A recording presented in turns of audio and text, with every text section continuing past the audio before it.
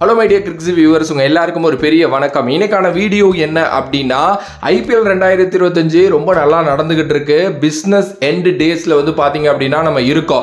But ஆனால் இப்போ நடந்துகிட்டு இருக்க சூழ்நிலைகளை பார்க்குறப்போ ஐபிஎல் முழுசாக நடந்து முடிக்காது அப்படிங்கிற மாதிரி தான் நியூஸஸ் போயிட்டு இருக்கு. எஸ், ஐபிஎல் 2025 கால்ட் ஆஃப் பண்ண போகிறாங்க அப்படிங்கிற நியூஸ் வந்து பார்த்தீங்க அப்படின்னா இப்போ பெருசாக வலைதளங்களில் சுற்றிக்கிட்டு இருக்கோம். அதை நீங்கள் பார்த்துருப்பீங்க. எஸ், அதுக்காக தான் இந்த ஒரு வீடியோ நான் போடுறேன். எஸ், என்ன ஆக்சுவலாக நடந்துகிட்டு இருக்கு, உண்மையிலுமே அப்படி என்ன விஷயங்கள் தான் போயிட்டு இருக்கு, ஐபிஎல் இதுக்கப்புறம் தொடர்ந்து நடக்குமா நடக்காதா, இப்ப நடக்கலனா எப்ப நடக்கும் அப்படிங்கறத பத்தி தெளிவா பேசலாம். என்ன அப்படின்னா, பார்டர் டென்ஷன்ஸ் என்னங்கிறது உங்களுக்கு தெரியும். இந்தியாவுக்கும் பாகிஸ்தானுக்கும் இடையில ஒரு மிகப்பெரிய பிரச்சனைகள் போயிட்டு இருக்கு.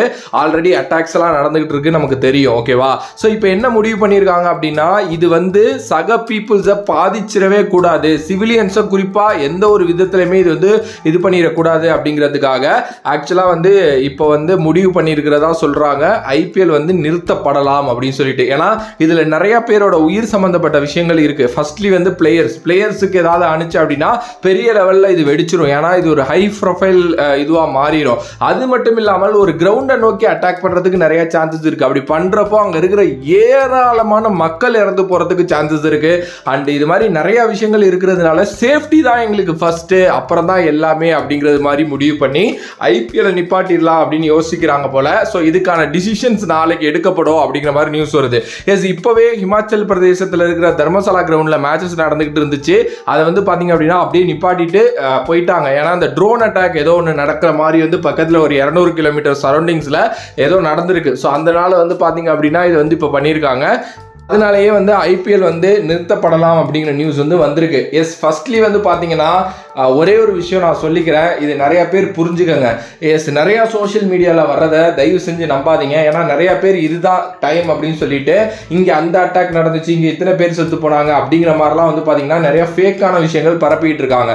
உண்மையிலுமே டெய்லி என்னென்ன அப்டேட்ஸ் நடக்குது அப்படிங்கிறத நீங்கள் நியூஸ் பேப்பர் பார்த்து தெரிஞ்சுக்கலாம். அப்படி இல்லை அப்படின்னா ஒரு கரெக்டான ஒரு நல்ல சோர்ஸ் வந்து இருந்துச்சு அப்படின்னா அதை மட்டும் நம்புங்க. இஷ்டத்துக்கு நிறைய பேர் இதை பத்தி எழுதுறாங்க, அதெல்லாம் வந்து பாத்தீங்கன்னா நம்பாதீங்க. இன்னொன்னு, வார் வரணும்லாம் யாரும் சொல்லாதீங்க. வார் வரணும்னு இருந்துச்சுன்னா அது வந்துதான் ஆகும், நம்ம அதை சொல்ல வேணாம். ஏன்னா ஒன்ஸ் வார்லாம் வந்துருச்சு அப்படின்னா நம்மளால ஒரு கோவிடை தாண்டி வரவே பல வருஷம் ஆனிச்சு. வார்லாம் வந்து ஏதாவது நடந்துச்சு அப்படின்னா நம்ம அதுல இருந்து திருப்பி வெளியில வருவோமா அப்படிங்கிறதே வந்து தெரியல. ஏன்னா நீங்க நினைக்கிற அளவுக்கு வந்து வார் வந்து அவ்வளவு ஈஸியான விஷயங்கள் கிடையாது. பல உயிரிழப்புகள் நடக்கும், மார்க்கெட் கிராஷ் ஆகும், நம்மளோட எக்கனாமி இஷ்யூ வரும், சோத்துக்கே பஞ்சம் வர்ற அளவுக்கு நிறைய விஷயங்கள் நடக்கிறதுக்கு சான்சஸ் இருக்கு. அதுவும் குறிப்பா நிறைய சேதங்கள் நடக்கும். உங்களுக்கு நிறைய பேருக்கு வேலை போகும். நிறைய பேர் வந்து பாத்தீங்க அப்படின்னா இதை நம்பிதான் வாழ்க்கையே வாழ்ந்துட்டு இருக்கோம். ஒரு நிம்மதியான வாழ்க்கை இருக்கு நமக்கு. ஸோ இதெல்லாம் வார் வந்துச்சு அப்படின்னா டோட்டலா எல்லாமே கொலாப்ஸ் ஆயிரும். நம்ம நினைக்கிற அளவுக்கு அது அந்த அளவுக்கு ஈஸி கிடையாது. நீங்க நிறைய இங்கிலீஷ் மூவிஸ் பார்த்துருப்பீங்க.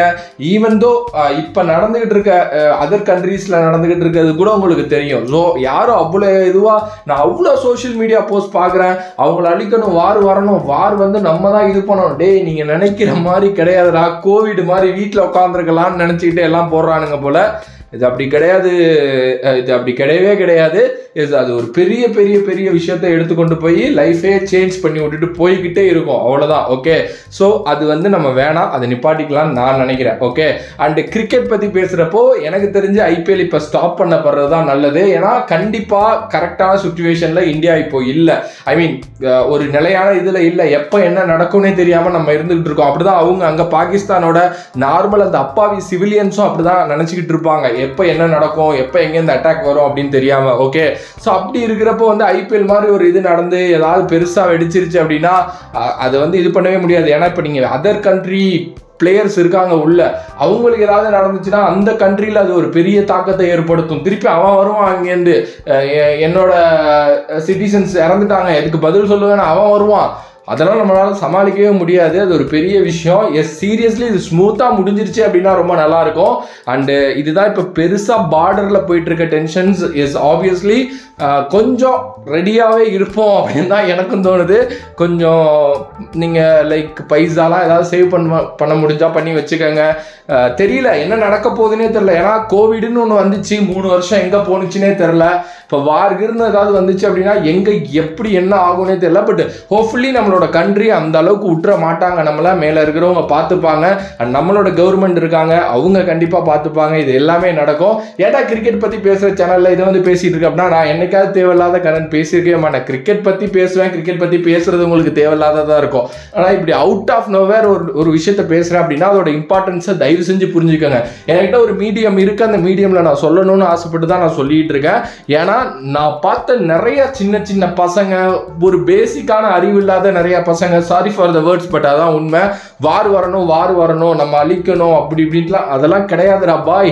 அதெல்லாம் வேற, நம்ம நினைக்கிற அளவுக்கு இல்லை. பாவம் அங்கே ஆர்மி ஆஃபீஸர்ஸ், அதில் அவ்வளோ பேரை நம்ம இழக்க நேரிடும். நிறைய விஷயங்கள் இருக்கு. ஓகே, ஸோ பார்த்துக்கங்க, அவ்வளோதான். ஓகே, அண்டு நீங்கள் என்ன நினைக்கிறீங்க, ஐபிஎல் கால் ஆஃப் ஆகணுமா ஆகக்கூடாதா அப்படிங்கிறத பற்றியும் வந்து மறக்காமல் கமெண்ட் பாக்ஸில் கமெண்ட் பண்ணுங்கள். அண்டு உங்களோட கருத்து என்ன? அண்டு நான் கொஞ்சம் வேறு மாதிரி வீடியோஸ் போடலாம் அப்படின்ட்டு யோசிக்கிறேன். லைக் கிரிக்கெட்டை தாண்டி கொஞ்சம் எப்படி சொல்கிறது, எனக்கு வந்து கொஞ்சம் நிறைய பேச பிடிக்கும். ஸோ அதனால் வந்து இங்கே நடக்கிற நிறையா விஷயங்கள், அரசியல்லாம் அப்படிலாம் எனக்கு பேச வராது. சும்மா காமெடியாக ஸ்போர்ட்ஸ் பற்றி பேசலாம், கருத்துக்கள் சொல்லலாம், சில வீடியோஸுக்கு ரியாக்ட் பண்ணலாம், இப்படிலாம் யோசிக்கிறேன். பிகாஸ் ஒரு ஸ்டூடியோ செட்டப் மாதிரி ஒன்று பண்ணலான்ட்டு, அது பண்ணலாமா வேணாமா, அதை நீங்கள் சப்போர்ட் பண்ணுவீங்களான்னு சொல்லுங்கள். ஏன்னா அதில் நான் ஒரு காசை கொண்டு போய் போட்டு அது நீங்கள் சொன்னாதான். ஸோ நிறைய ஐடியாஸ் இருக்குது, பார்ப்போம் என்ன நடக்க போகுதுன்ட்டு. ஸோ வேற ஒரு வீடியோவில் வேற ஒரு கான்செப்ட் உங்களை சந்திக்க முடியும். உங்களிடமிருந்து விடைபெறுவது this is VJ Mani. Love you all, stay safe மக்களே. நன்றி, வணக்கம்.